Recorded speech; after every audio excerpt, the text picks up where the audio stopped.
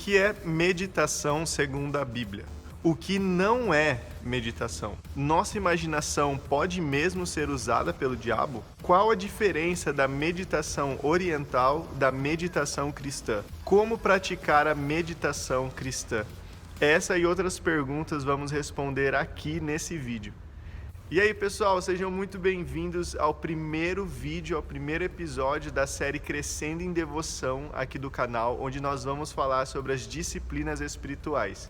Antes de tudo, eu preciso dizer para vocês que essa série é baseada neste livro aqui, ó, Celebração da Disciplina, do Richard J. Foster.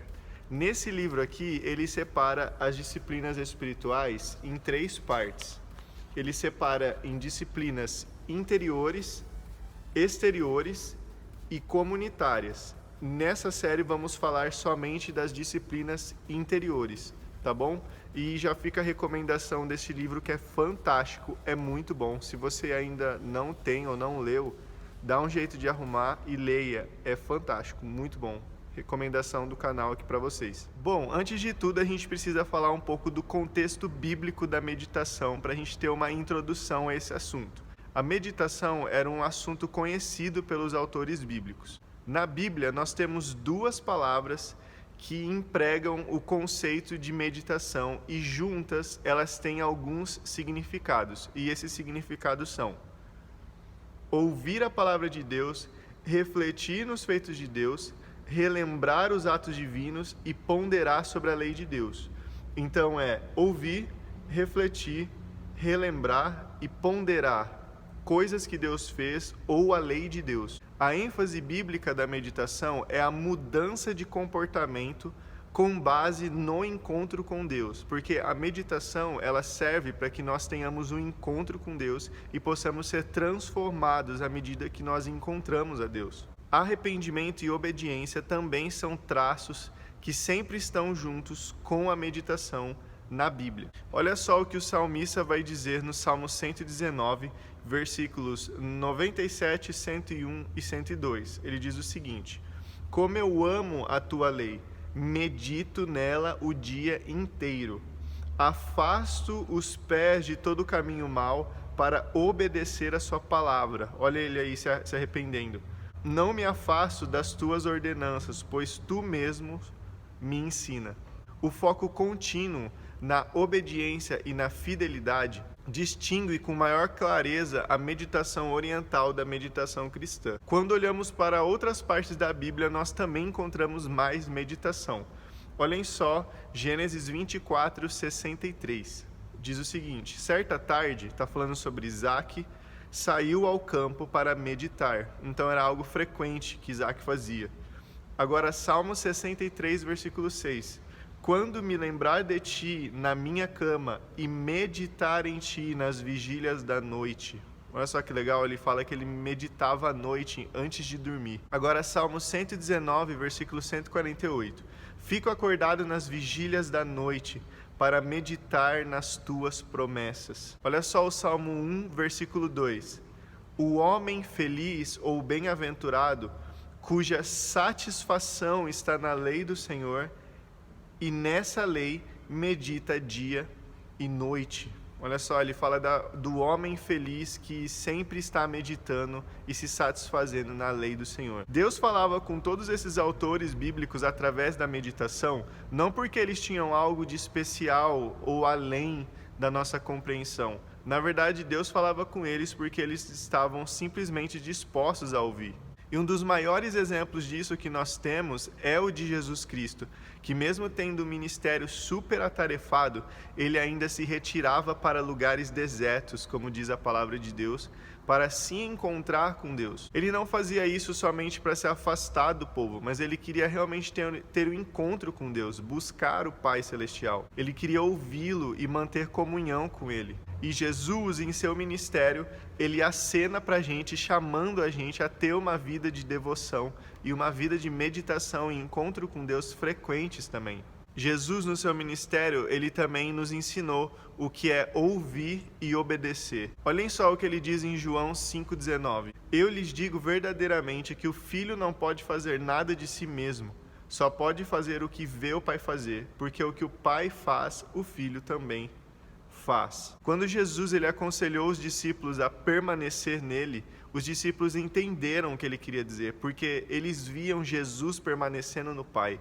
Jesus frequentemente se retirando para lugares desertos para ter comunhão com o Pai Celestial. O mais interessante disso tudo é que não só os autores bíblicos, mas por toda a história da igreja, nós vemos santos testemunhando a respeito de uma vida alegre mediante a meditação frequente na palavra de Deus e nos feitos de Deus. E o testemunho dessa gente compartilhando que a vida deles foi transformada, vemos isso acontecendo muito na história dos testemunhos dessa gente. Quero começar citando aqui místicos da igreja. Místicos da igreja são homens e mulheres que dedicaram as suas vidas para as disciplinas espirituais, para se devotar a isso, para praticar isso profundamente e também para escrever material sobre esse assunto. Quero citar aqui Teófano, o recluso, que era como chamavam ele, e ele diz o seguinte: orar é trazer a mente para dentro do coração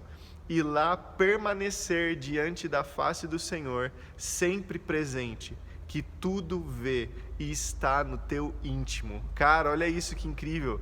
Ele começa a falar e fundamentar que a jornada de encontro com Deus não é somente encontrar um Deus que está externo a nós, mas um Deus que está no nosso interior. As disciplinas espirituais são uma jornada para se encontrar com Deus no nosso interior, que habita dentro de nós. Cara, isso é fantástico. O clérigo anglicano Jeremy Taylor também diz o seguinte: a meditação é dever de todos. E uma das figuras mais interessantes da história da igreja, que eu amo de paixão, que é o mártir luterano Dietrich Bonhoeffer, quando ele foi questionado do porquê ele praticava a meditação, a oração, ele respondeu a seguinte frase: porque sou cristão. O testemunho das Escrituras e desses homens e mulheres que empenharam as suas vidas nas disciplinas espirituais é tão vivo, é tão rico, mediante aos encontros com Deus que eles tiveram através da meditação, que a gente ia ser tolo se a gente recusasse esse convite, como a Madame Guyon, outra mística da igreja, dizia, de se encontrar com as profundezas de Cristo. Tudo bem até aqui? Então, beleza. Agora eu quero falar sobre algumas concepções erradas que muitas vezes a gente tem a respeito da meditação. A primeira concepção errada que a gente tem sobre meditação é que muitas vezes quando a gente pensa meditação, vem à nossa mente aquela meditação oriental. Só que uma coisa não tem nada a ver com a outra. A meditação oriental e a meditação cristã são coisas totalmente diferentes.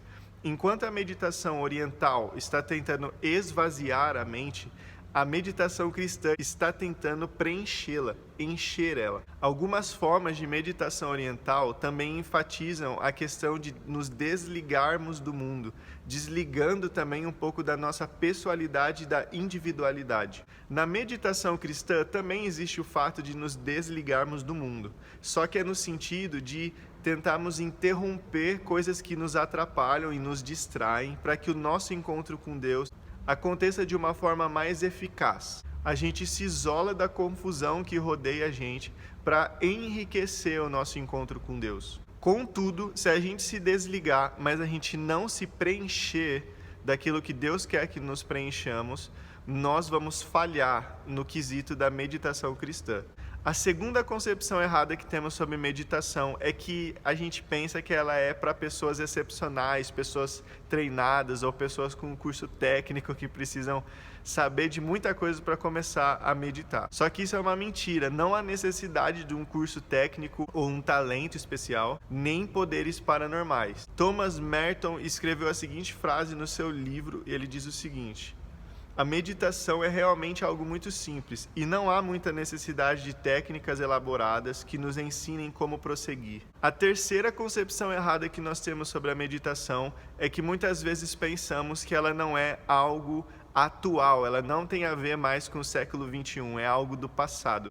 e que a meditação irá fazer com que os seus praticantes se desliguem do mundo de tal maneira que não vão mais se importar com os sofrimentos da humanidade ou com a vida social que eles têm. Porém, a realidade é totalmente oposta. A meditação, ela redireciona a nossa existência para que a gente consiga lidar com a vida. Ela sim traz um impacto social para a sociedade. E historicamente, um dos grupos que mais testemunhou esse impacto social através das disciplinas espirituais praticadas pelos seus membros foi os Quakers. William Penn, que foi um famoso Quaker, ele escreveu assim em um dos seus livros históricos: a verdadeira santidade não tira os homens do mundo, mas capacita-os a viver melhor nele e incita os empreendimentos que ajudam a restaurá-lo.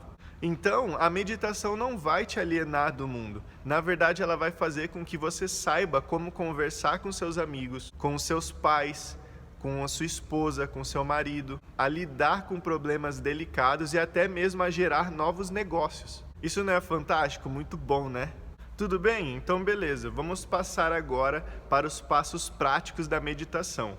Antes de tudo, a gente precisa falar um pouco da nossa mente. A gente não pode deixar de lado o caminho da imaginação na prática da meditação, porque quando a gente medita em somente pensamentos, se torna algo muito abstrato e a gente acaba se perdendo nesses pensamentos. Jesus, ele recomendou, ele apelou para que a gente usasse a imaginação e muitos mestres devocionais, através da história, acataram isso para eles. Teresa de Ávila, que foi outra mística da igreja, ela diz o seguinte: já que não conseguia refletir com o meu entendimento, planejei por meio da imaginação retratar Cristo dentro de mim. Então o que ela fez? Ela, pela imaginação, ela enxergava a Cristo se movendo, falando, agindo. A imaginação, ela também é uma ferramenta porque ela serve como uma âncora para o nosso pensamento.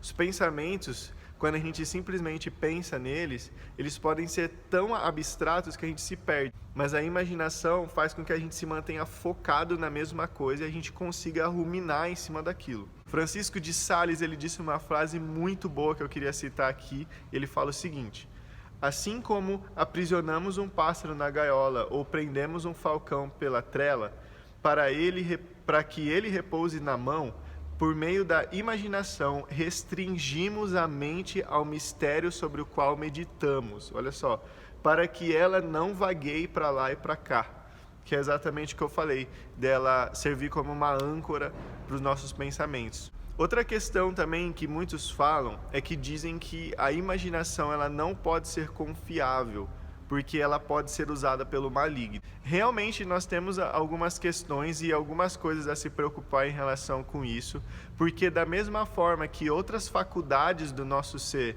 foram afetadas pela queda, a imaginação também foi afetada. Realmente é fato que a nossa imaginação pode sim ser afetada pelo maligno mediante a influências externas que vêm de fora para dentro, daquilo que consumimos e daquilo que vemos. Contudo, da mesma forma que nós cremos que Deus foi capaz de restaurar a nossa razão, que também foi afetada pela queda, só que agora é usada para propósitos positivos, no reino de Deus, também devemos crer que Deus também é capaz de redimir a nossa imaginação e também usá-la para o reino de Deus. Deus nos deu a nossa imaginação na condição de Senhor da criação. Então, sim, Ele pode utilizar a nossa imaginação para a sua glória e para o nosso benefício. Beleza, então? Então tá bom. E aí, vamos meditar agora? Então vamos lá, vamos para os passos práticos do prático mesmo. Vamos nos preparar para meditar então.